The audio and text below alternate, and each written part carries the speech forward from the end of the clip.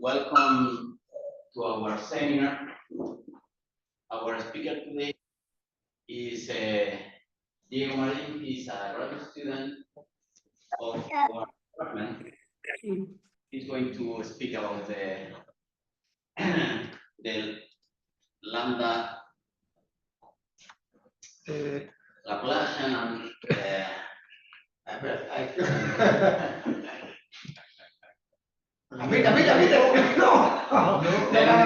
of bounded lambda-harmonic functions on Hadamard manifolds. Okay, I will start now.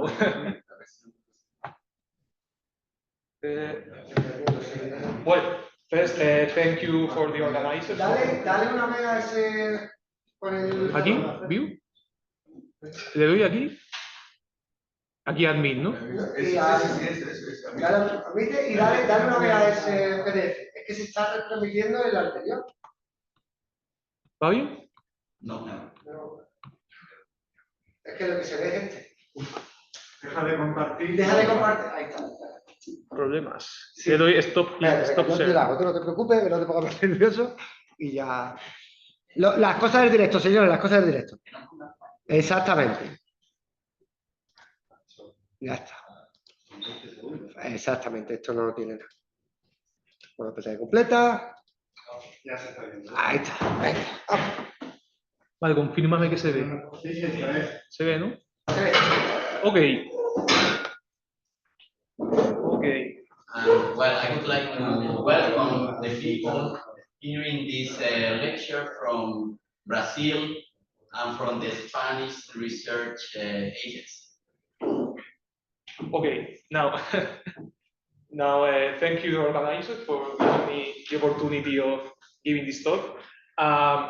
This talk is based upon an ongoing work with my advisor, José Espinar, Professor Marcos Petruccio Cavalcante from the University of Maceió. And it is about the existence, in the particular case of this talk, the non-existence of bounded and harmonic functions on Hadamard manifolds. Okay, so what I would like to do is to introduce the result and then give an idea of the proof of the result. But before this, I would like to introduce the theory of harmonic and functions in Riemannian manifolds. So I would like to motivate a bit the problem before, and in order to start the motivation of the problem, I will talk about a classical result, which is the uniformization theory.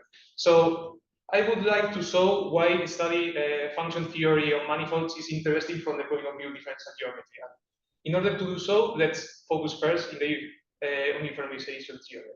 So this theorem says that if you are dealing with simply connected Riemannian surfaces, then there are only three conformal classes. You are conformal equivalent to the round sphere if you are dealing with compact manifolds, or to the Euclidean plane and the hyperbolic plane if you are dealing with non-compact manifolds. So, well, what it is interesting for us is that this theorem has this theorem has an equivalence in terms of existence of non-constant harmonic functions, because in 2 dimensions, harmonic functions of a conformal metric are the same. So, in particular, this theorem implies that there are 2 options for a non-compact Riemannian manifold, or it admits infinitely many non-constant bounded harmonic functions, and then it is conformal equivalent to the hyperbolic plane, or all harmonic functions bounded are constant, and then you are conformal equivalent to the Euclidean plane. Okay, so the uniformization theorem in the non-compact case motivates the type problem, which asks whether one can give geometric conditions in order to determine the type of the conformal type of the surface, which means that one wants to decide whether the surface is conformal equivalent to the hyperbolic plane or to the Euclidean plane. And the idea is that this problem can be attacked by studying the existence of non-trivial bounded harmonic functions on the surface. For example, in 1957, Huber proved that if the curvature is greater than or equal than 0 in a simply connected non-compact Riemannian surface, then all bounded harmonic functions are constants. And on the other hand, Alphonse and Xavier showed that if you have a negative bound for the Gaussian curvature of the surface, then all non-constant there are non-constant bounded harmonic functions. So one can decide the type of a surface by studying harmonic functions. So well, motivated by this, we have the following. And it is well known that there is no generalization of uniformization theory when one deals with manifolds of dimension greater than 2. But one can more or less decide the type of the manifold by studying the harmonic functions, which are bounded inside. So there is a landmark result, which is by Yao, that says that if the Ricci curvature is greater than or equal than 0 in the manifold, of course we are dealing always with complete manifolds and not compact.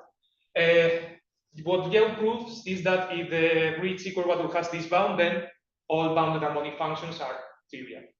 So this motivated the study of function theory inside Riemannian manifolds, and many other results appear. In particular, it is shown by Choi in 1984 and Anderson in 1983 that if you are dealing with simply connected manifolds with negative pinching curvature, which are the manifolds that we will study later on in the talk, then the manifold admits infinitely many bounded harmonic functions. Okay? So the idea is that somehow we can decide the type of the manifold by studying harmonic functions. So, well, here I've been talking about harmonic functions, but the talk from now on will be about what we can see as a generalization of harmonic functions, which we call here lambda harmonic functions. And what are lambda harmonic functions? Well, they are only solutions to the classical eigenvalue problem. Okay, we will say that a function is lambda harmonic inside a domain if it solves the eigenvalue problem with 0 degrees data inside this domain. Okay, and well, of course, this problem always has a trivial solution, the 0. But we will be interested in the existence or not of non-trivial lambda harmonic functions. And well, this problem has a lot of motivations. Of course, many of the motivations to study eigenvalue problems comes from physics by studying the main-free problem or the Brownian motion of particles inside the domain. But for us, the motivation will be more geometric because, as I have said, there is a lot of geometry contained in the existence of not of harmonic functions. So let's say, what can we say about lambda harmonic functions in general? So well, as I'm saying, we are interested in the question of existence of lambda harmonic function inside some domain. So let's say, what can we say about this question? Well, firstly, if the domain is bounded, then the question has been completely answered in general, because for a bounded domain inside a Riemannian manifold, we have the spectral theorem that says that you have a discrete set of eigenvalues, and then if you have an eigenvalue, if lambda is an eigenvalue, then you have eigenfunctions, in particular non-trivial lambda harmonic functions. But if you are not in an eigenvalue of the domain, then the frequent alternative says that the only solution is the trivial one, the 0. So with compact domains, the answer is easy. The problem is when the domain omega is not compact, because then we don't have a spectral decomposition, and the question of whether there exists or not lambda harmonic functions is a difficult one. Even if we are dealing with only harmonic functions, is difficult. what we will see is that one can give partial answers to the question of existence by consider some restrictions in terms of the first eigenvalue of the manifold and the topology of the domain. Okay, so in order to present the results in this direction, let's see first some preliminaries. So you need any kind of regularity of the domain and the boundaries. Yeah, in general, I have not said, but in general, we will suppose that you have enough regularity to have classical solutions. So in particular, we will admit C2 regularity. Okay, so we are interested more in conditions of differential topology type, that has to do with the first eigenvalue of the manifold. Well, so what I'm going to do is to introduce two notions that will be very important for us. The first one is the first eigenvalue of the Riemannian manifold, and the second one will be the asymptotic boundary of the domain, what we did with manifolds of negative curvature, and we start with the first eigenvalue of the manifold.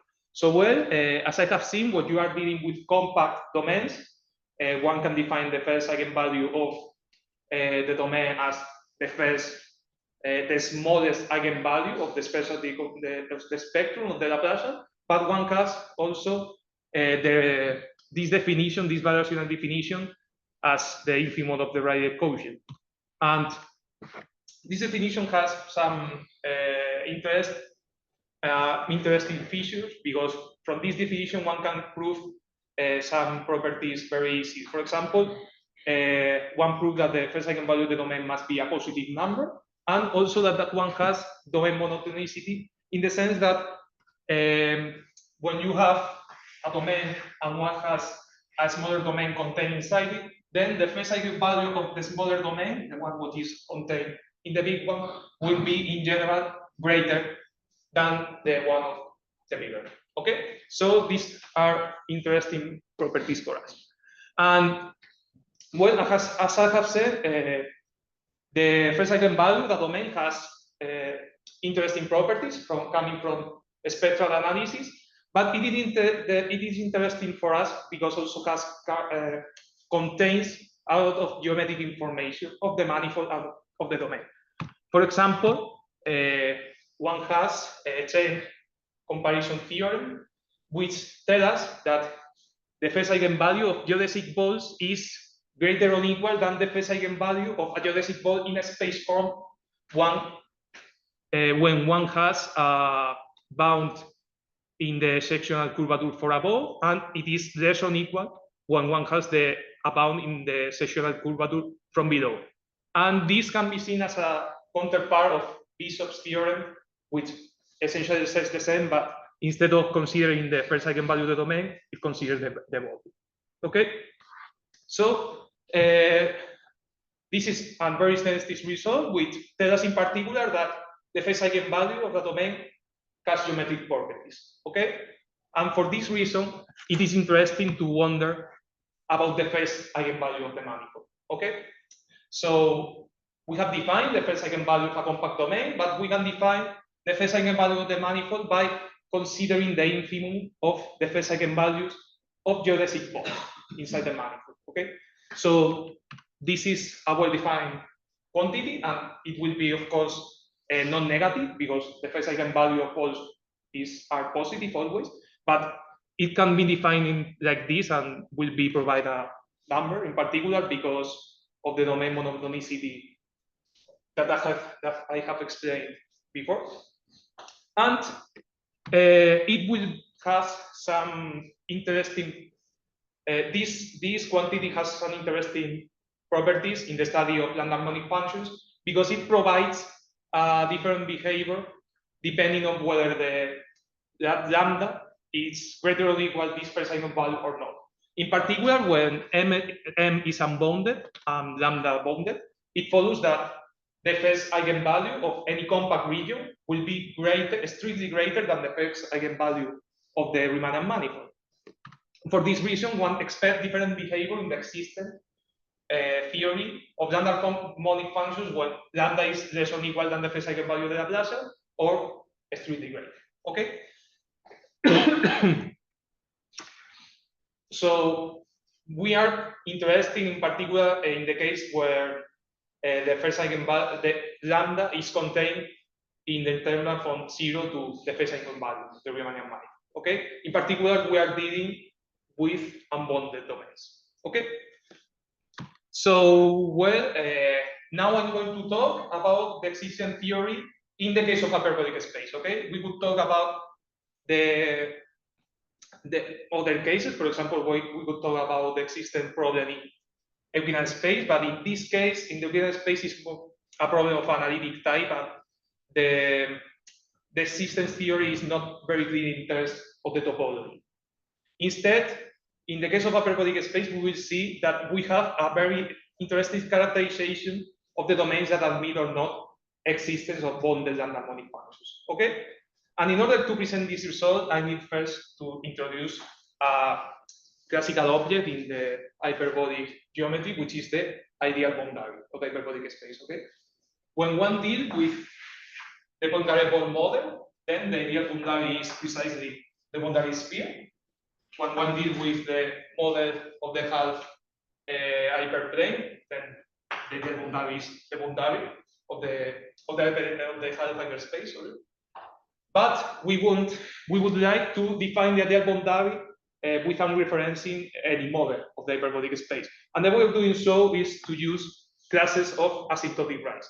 So we say that two rays are asymptotic if they are parallel, meaning that they are at a bounded distance, and we can define the asymptotic boundary of the hyperbolic space as the set of asymptotic classes of rays. Okay, so it turns out that there exists a topology in which the classical hyperbolic space with this set that we have defined is a closed pole. Okay, and this topology is called the cone topology.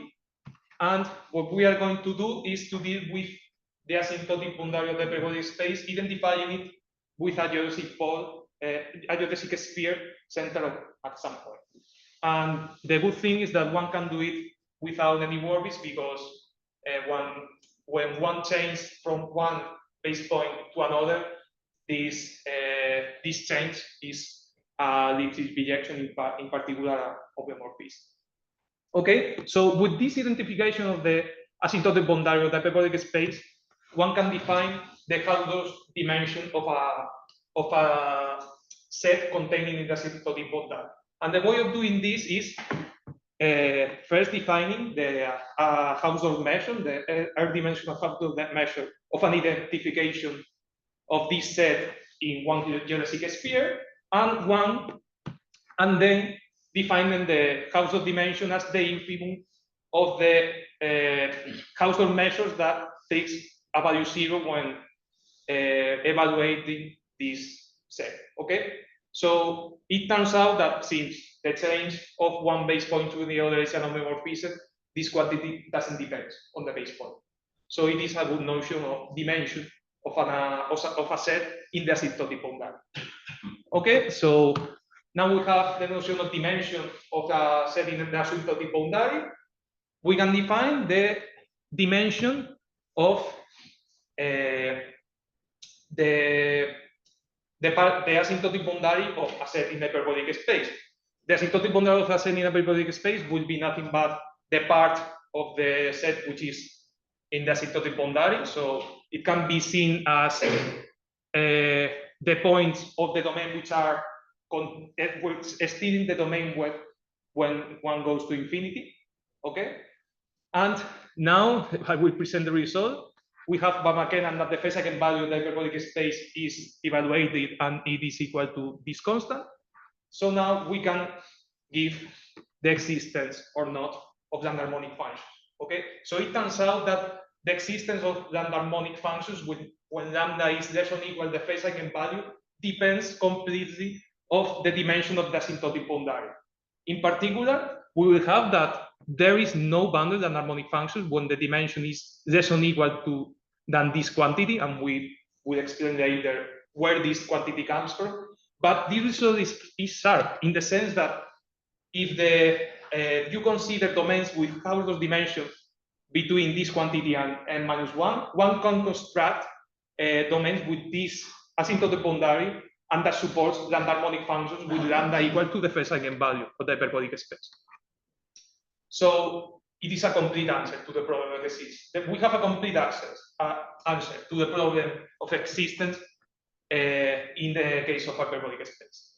Now, what we want to do in the rest of the talk is set what happens when one considers manifolds with varying curvature.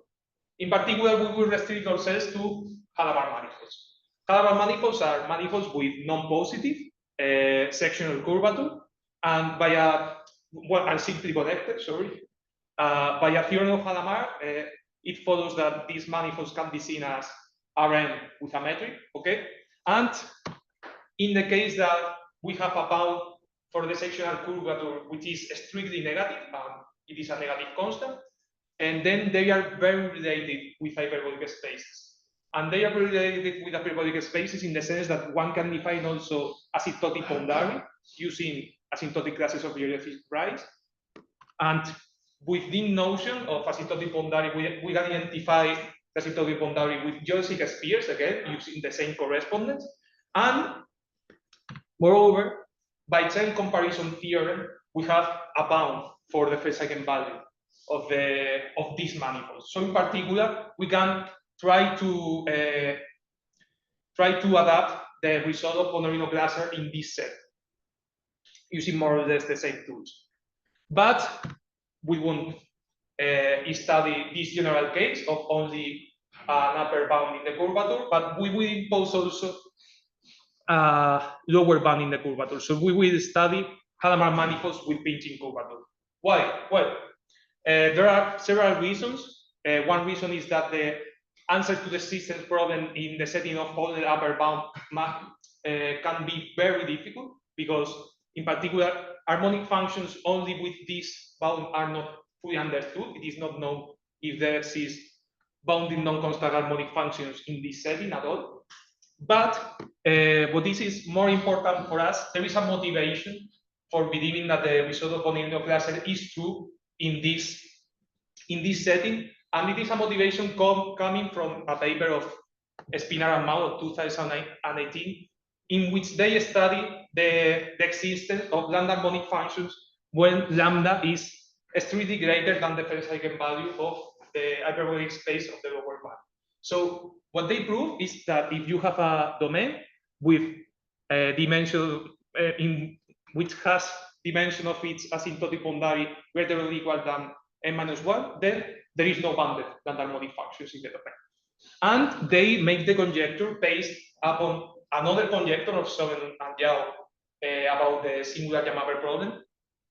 They conjecture that their result, it is true when you consider the bound in the Hausdorff dimension of the asymptotic boundary given by Bonorino cluster. So you have this, one expect to have don't have lambda harmonic functions when dealing with domains with this asymptotic boundary. It will be reasonable to have a result where the opposite result when you deal with lambda harmonic functions with lambda less or equal than the first eigenvalue of the upper bound. And this is precisely what we obtain. So here we deal with domains with C2 boundary, just in order to avoid technicalities. And what we are able to show is that one has one domain with asymptotic boundary of dimension less or equal the constant of Bonorino cluster, but up to the quotient of the sectional curvatures. We have that in this setting there is no bounded lambda harmonic function. Okay, so it is actually a generalization of Bonorino's cluster's result in this setting. So well, this is the result that we have proved. Now in the remaining part of the talk, I will try to give the ideas of the proof. And in order to do that, first I would like to talk about the proof of the case in which the two pinching curvatures are the same, or what it is the same, the case of the hyperbolic space. Okay, so what is the idea in this case? The idea of mononomial classes is to define, to construct a barrier. Okay, so they want to construct a super solution to the eigenvalue problem that somehow minorize a solution, a bounded solution to the eigenvalue problem in order to get a contradiction with the maximum principle. So to construct these barriers, they use the geometric objects that you have when you are dealing with the hyperbolic space.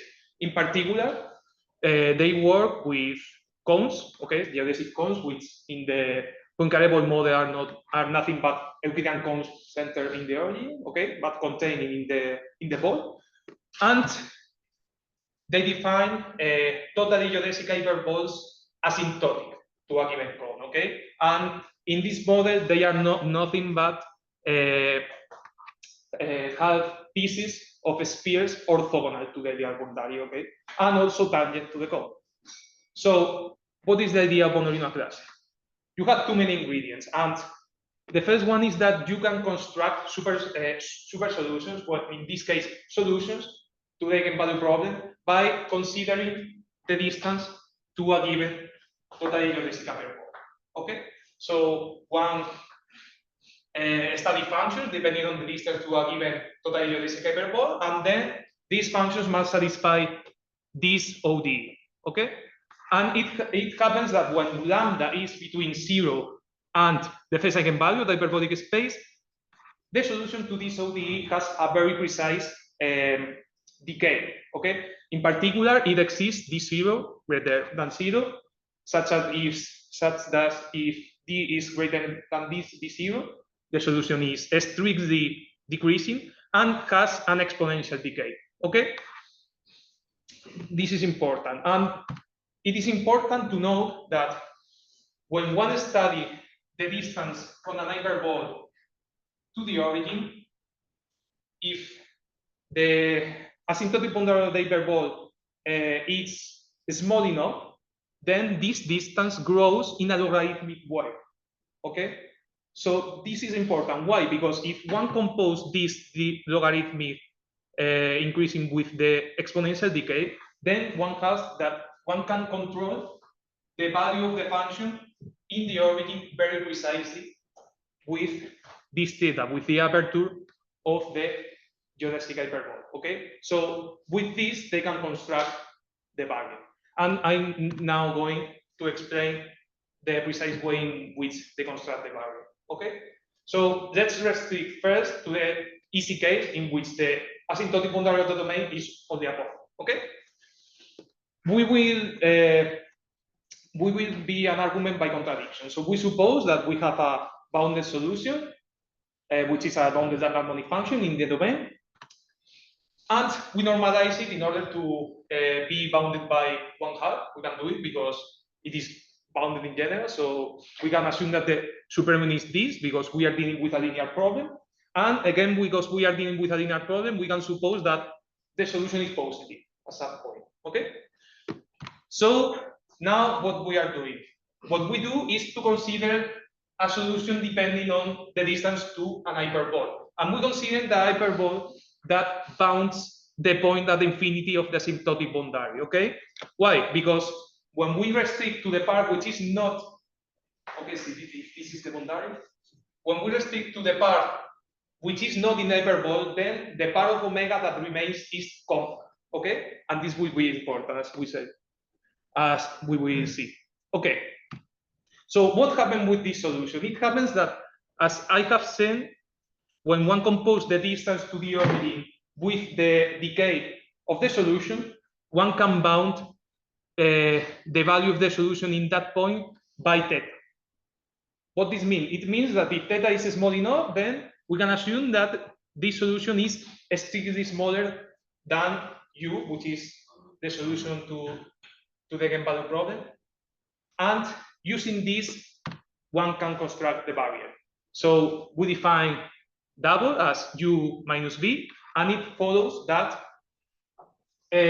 when restricted to the totally geodesic, this function is negative, but when restricted to the part of omega which is outside the hyperbole, when restricted to this boundary, u is equal to 0, but v is positive, so w is also negative. Okay, so in the boundary of this domain, the function is negative, but in the origin, the function is strictly positive because of the decay that we have chosen.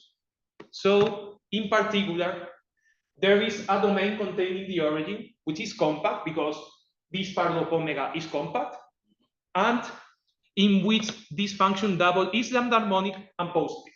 But this implies that the first eigenvalue of this subdomain omega, which we have called omega prime, is strictly greater. Is precisely, sorry, lambda. Okay, but this is a contradiction. Why? Because lambda is less or equal than the first eigenvalue to the hyperbolic space. But we have said that the first eigenvalue of a compact domain must be always greater than the first eigenvalue of the hyperbolic space. Okay, so this is the argument. As you see, it's very simple. And the proof in the general case is exactly the same. Okay, the only difference is that one, instead of having only a point here in infinity, one has many things. Okay, so now is where we have to use the condition of the dimension of the asymptotic boundary. The condition of in the dimension of the asymptotic boundary implies that we can cover the asymptotic boundary of the domain with a family of balls at infinity with n-1/2 dimensional volume, which is as small as we want. Okay, so in particular, we have here our domain. Okay, it's not compact, and here is the asymptotic boundary, let's say, and we cover it with hyperballs in such a way that the part that it is not contained in the hyperball is compact. Okay, and we can do it in a way that its volume is strictly less than epsilon when epsilon is a given number, and then we apply the same definitions. We define the solutions depending on the distance to these hyperballs, and then we sum all the solutions. What we obtain again is that we can bound the value of this solution in the origin, and we have the same decay, so we can construct again double and reach the contradiction. Okay, so this is the argument of mononuclear set. Now, what we want to do is to reproduce this argument, but in the setting of Hadamard manifolds with pinching curvature. So let's say what we can do. So again, this is the thing that we want to prove. We want to prove that if we are in the setting of a Hadamard manifold with pinching curvature, then we can prove the same as mononuclear set, but by considering this bound in the Hausdorff dimension of the asymptotic boundary. So we want to use the same argument as mononuclear set, but of course we don't have the same tools because we are dealing with metrics which can be completely different to the hyperbolic ones. So what we're going to do? So first, we have to notice that we cannot use hyperballs because there are no totally geodesic hypersurfaces at all, but we can construct super solutions by using the solution to the ODE of the function depending to the distance to an hyperball in the case of a periodic space. But here the distance will depend on the distance to a convex set. Okay, and we will see that we can obtain super solutions by doing this. And then once we have that we can construct super solutions depending on the distance to a convex set, we will construct convex sets that more or less behaves as hyperballs in the hyperbolic space. Okay, in the sense that they will bound a region at infinity, which is good enough in order to cover the asymptotic boundary of the domain, and also will stay far enough from a given point in order to apply the mononuclear set argument. Okay, so we do these two steps one after the other.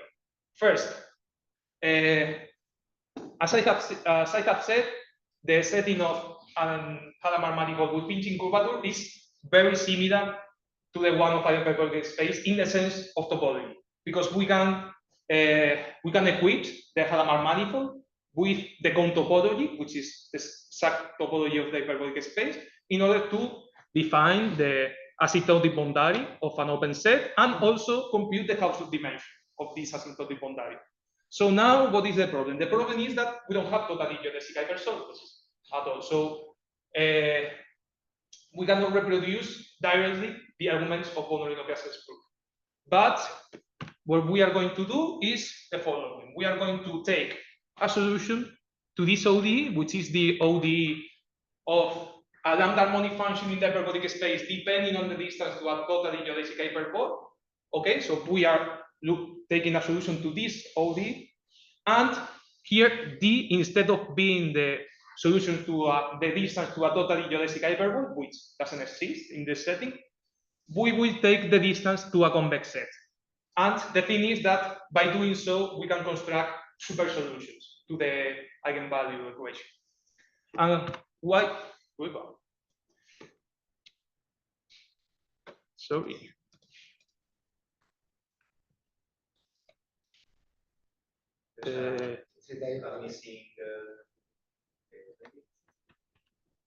It is black, I don't know why.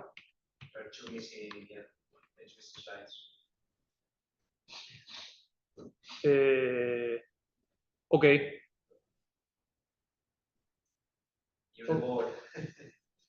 Yes. Okay, so technical problems. I will use the board. Okay.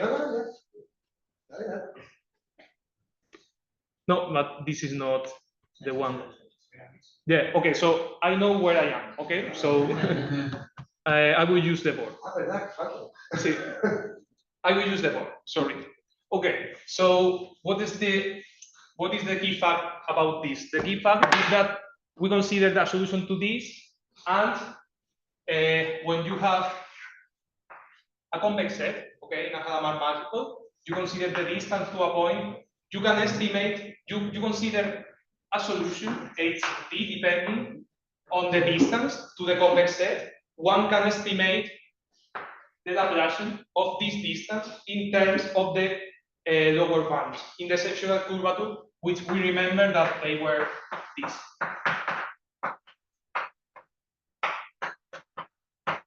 Okay. So we have these lower bounds, then we can estimate this quantity by precisely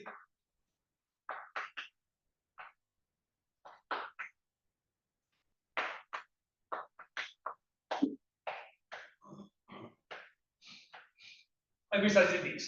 The hyperbolic tangent of this involving the upper curvature bound times the distance. Okay, and okay, one can do it using arguments of Jacobi fields. Okay, it is and applying the Rhodes comparison theorem, which is where the bound in the curvature is involved.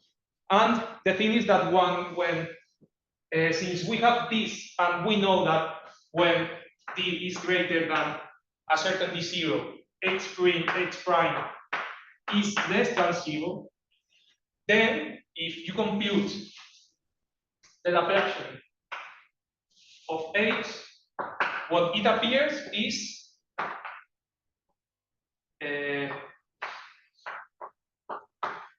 what it appears is this.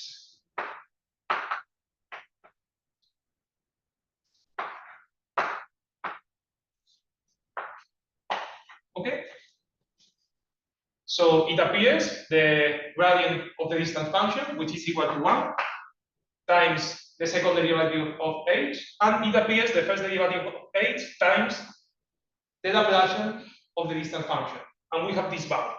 So in particular, since when d is greater than d0, this is negative, applying this bound, we get thus that this is less or equal than this.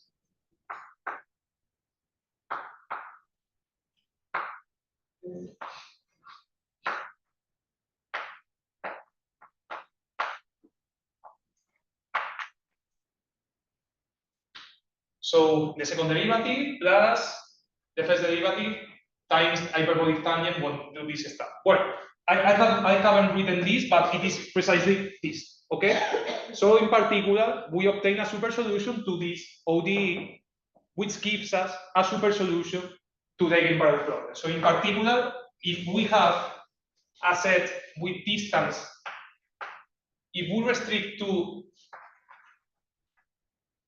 the part of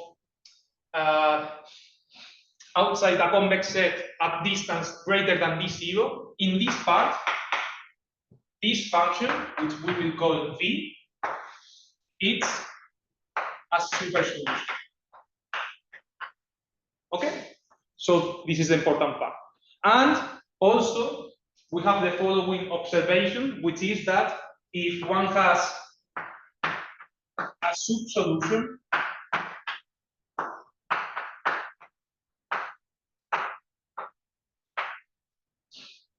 in a domain, a sub-solution which is positive, okay, one can check that this implies that the first eigenvalue of the domain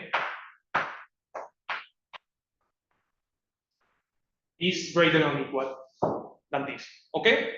So we have these two observations. We have to construct a super solution, and by doing so, if we apply the polynomial argument, we can construct a sub solution which will be positive inside a compact set, and this will imply that the lambda will be it's the opposite. This will imply that the lambda will be greater than or equal than the first eigenvalue of the domain that must be strictly greater than the first eigenvalue of the manifold, and this will give us the contradiction. Okay, so we can use convexes to define the super solutions. Okay, now the problem is to construct the convex sets with properties that are close enough to the properties of the hyperbolas in the hyperbolic space in order to apply the monomial classes argument. So what we have in the hyperbolic space is that one half for distance greater than d0 an exponential decay.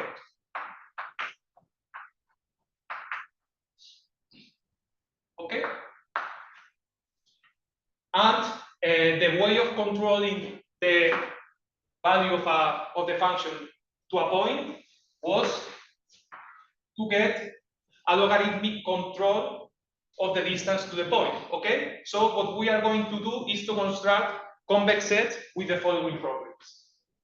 The properties are that when we consider a cone in the Hadamard manifold, this convex set will contain the asymptotic boundary of the cone and will be also at a distance d that will be controlled by 1 over kappa 1's square root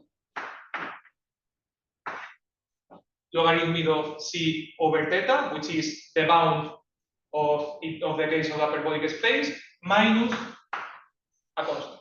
Okay, so because we don't need precisely this bound, but we can consider this bound up to a constant to apply monomial classes argument. Okay, so this is what we are going to do. We will construct a convex set in a general Hadamard manifold that bounds the region, the asymptotic boundary of a certain cone, and it is at certain distance of a given point. Okay, well, of a given point that will be the vertex of the cone. Okay, now we can return to the slides, hopefully.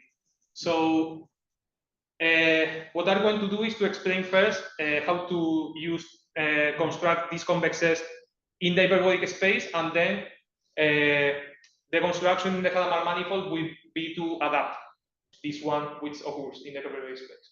So the construct in the hyperbolic space is based upon the same the following observation. It means that if you fix a cone, okay, in the origin, you, as I have said, you have a totally geodesic hyperbole asymptotic to that cone, but you have also always a orobole which is tangent to that cone. Okay, and it follows that when one considers the distance to the hyperbole and the distance to the orobole, in this setting, they are asymptotically the same, in the sense that when theta is small enough, these two distances are almost the same.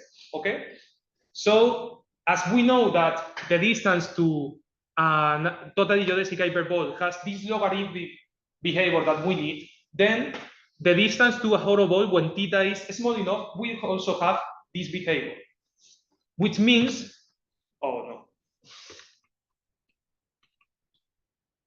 I don't know what is happening. Falta mucho. A ver. Ah, mira, mira, ha vuelto. Okay, which means, bueno, siguen faltando, pero. Faltan un par de ellas. Maybe if you have here your computer, you can compile again. Sí. The second one. Okay, let's stay here. So, pictures.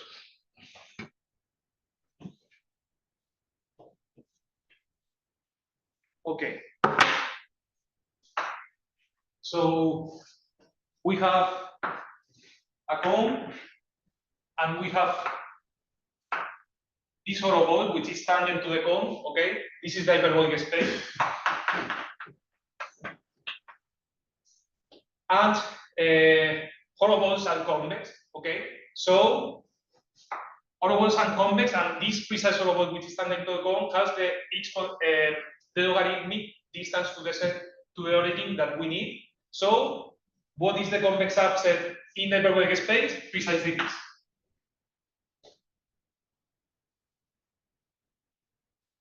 Is the horoball and the part of the cone tangent to the horoball. Okay, so what we are going to do is to mimic this construction in the Hadamard case. So in order to mimic this construction, what we are doing is to consider normal coordinates in the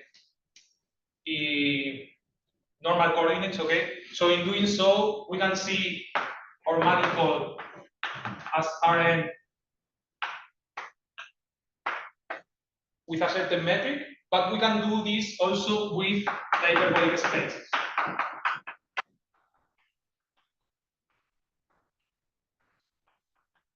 Of a given curvature, okay? So we have this bound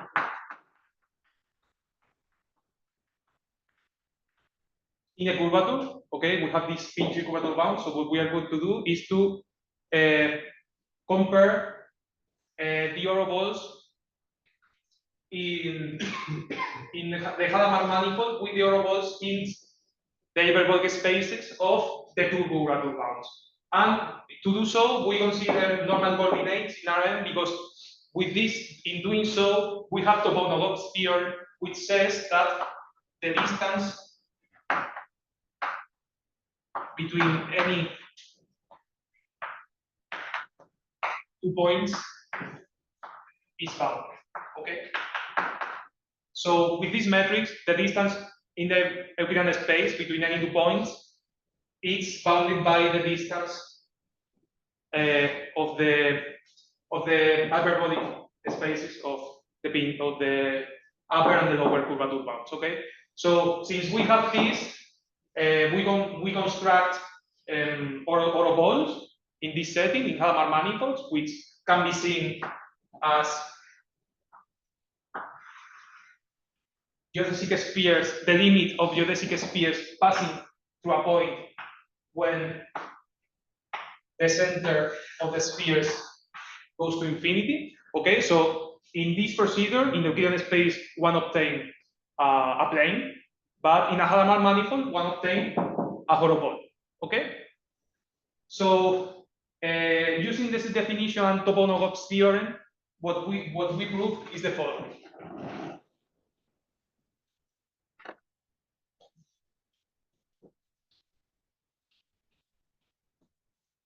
We prove that if one have a point here, and a point at infinity, and one consider horoballs passing through this point with a Hadamard metric and also with the hyperbolic metrics,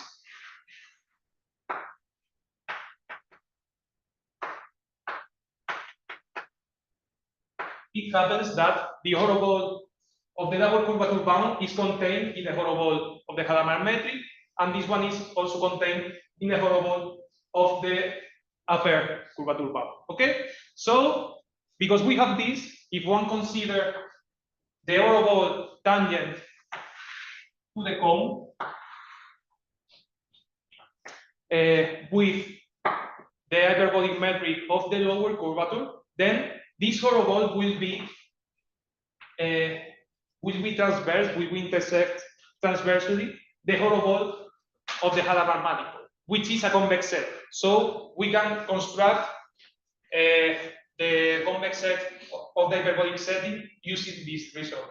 The only problem now is that maybe geodesic cones in Hadamard manifolds are not convex, but the good news is that we can prove using a result from a paper of Bowditch of 1994 that maybe the cone is not convex, but its convex hull will be convex, of course, by definition, and will stay arbitrarily close to our convex cone or totally geodesic cone when theta is small enough. Okay, so by doing this picture, but instead of considering cones, considering convex hull of cones, we get the convex set that we need, that will have a boundary. We have continuous boundary, okay? So maybe the distance function to the set is not well defined in all points, but by a result of Vimy and Wu of 1979, we can approximate this convex set with continuous boundary by convex sets with smooth boundaries, and then we are done. What we have is a convex set with asymptotic boundary precisely that of a given cone, and which is at distance from the vertex of the cone, controlled by the logarithm of theta minus a constant. Okay, so once we have this, we have the super solutions by the distance to a convex set. We combine these two things and we apply Born-Grassel's argument. And with this, we prove our theory. So just to finish, we have proved this result. Okay, we have that if the Hausdorff dimension of the asymptotic boundary is less or equal than this constant I minus 1 times the quotient of the two pinching curvatures, we don't have bounded and harmonic functions. Okay, but this constant is maybe strictly smaller than I minus 1 over 2, which is the constant given in the Bonollino-Grassel result. So one may wonder if this result is sad or not. So it turns out that it is not sad. The thing is that if we assume further that the metric of the Hadamard manifold is Lipschitz equivalent to the metric of an hyperbolic space with curvature between the two pinching constants, then we can give we can have a better constant for the limit of the asymptotic of the dimension of the asymptotic boundary of the domain. Okay, so this motivates us to make the following conjecture, and it is that the Born-Grassel's result is true with the same constant when one deals with Hadamard manifolds of pinching curvature, which is actually the counterpart of the conjecture that Spinar and Mao made in the paper of 2018. Okay, so that's all. Thank you very much.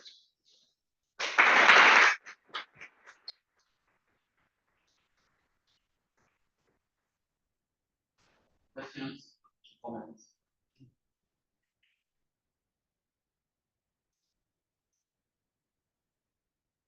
Yes, as a comment on the framework. This is because the framework at the beginning is not with the hyperbolic space and the boundary and the extension to Cartana and manifolds and all that. Well, in a paper, those years ago, a lot of paper memoirs, we revisited all these things, and then we found that this construction could be regretted in terms of semantic functions to be extended to any manifold. So you have even in the Fishlenian case, and so this is just a question for the seminar, for commenting among us, because it's not directly on your results. but it is nice that you have, you know, more possibilities because perhaps with these other ways to see this boundary, you can connect with other elements. So not only with this angle of the visibility manifolds of fields, and as you have there a reserve of independence of the point and then with the boundary and the differential structure and all that. But the viewpoint of Guzman and Guzman type functions gives you much more power with control. But it's just it's the framework. Your talk is very nice and it's not always. Thank you. Well, thank you for the observation. I mean, it is interesting actually. I mean, there's a lot of literature about these topics, the existence of harmonic functions in many settings, not only with these bounds in the curvature, but with lower convolution bound, which is not a constant, but it is a function of the distance to a point or to a manifold or whatever. There is already a lot of results treating these kind of problems and very interesting. And much of them use Boltzmann functions in a very strong way. In other settings, also they consider the problem in manifolds which are not Riemannian manifolds but has Gromov-Hausdorff distance or something like that. So there is a lot of literature about the problem, and I think that maybe there are things done, not precisely this result, but other things very related to this in much more general ambience. Yeah, for sure.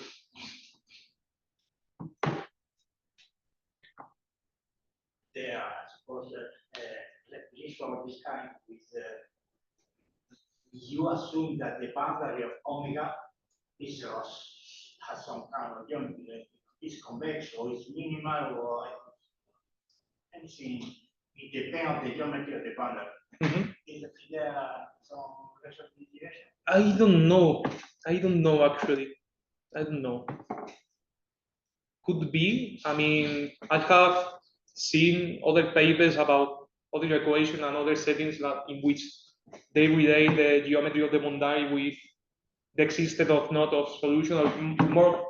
I mean, well, actually, the papers that I have seen relating the geometry of the boundary with the solution inside it are more about the rigidity of the solution. So about the existence or not of the solution, I don't know. I have no idea. It's true that this is a relationship. As you said, if you assume that the boundary of omega is incomplete, that should implies that you have a bound on the boundary of infinity. Because if you, for example, the mean curvature shaft in the Hebrew space is bigger than 1, the boundary infinity cannot be too big. So the geometric condition inside should imply some condition that we need on the boundary infinity. But it's not clear in general which one is the. Another question, the feature of Liao you mentioned is about harmonic function, right? Or What- lambda harmonic function. What result? The feature about positive non-negative curvature about Liao. About the Ricci curvature. The feature is just about harmonic. Harmonic, yeah. Or lambda harmonic. No, harmonic. Is there any way to think that always automatically true that one feature is playing to the other? I don't know actually. I mean, because Yao in this paper makes some. So in the paper of Yao, he makes some bounds in the gradient of solutions to that problem. But I think that he actually make a bound to the gradient estimates to gradient of the solution to a more general problem, not only the problem of harmonic functions in Riemannian manifold. So I don't know if this bound has been used in order to prove a similar result for more general equations. Maybe yes. I mean, I would say that there must be some literature in that direction, but I don't know. Any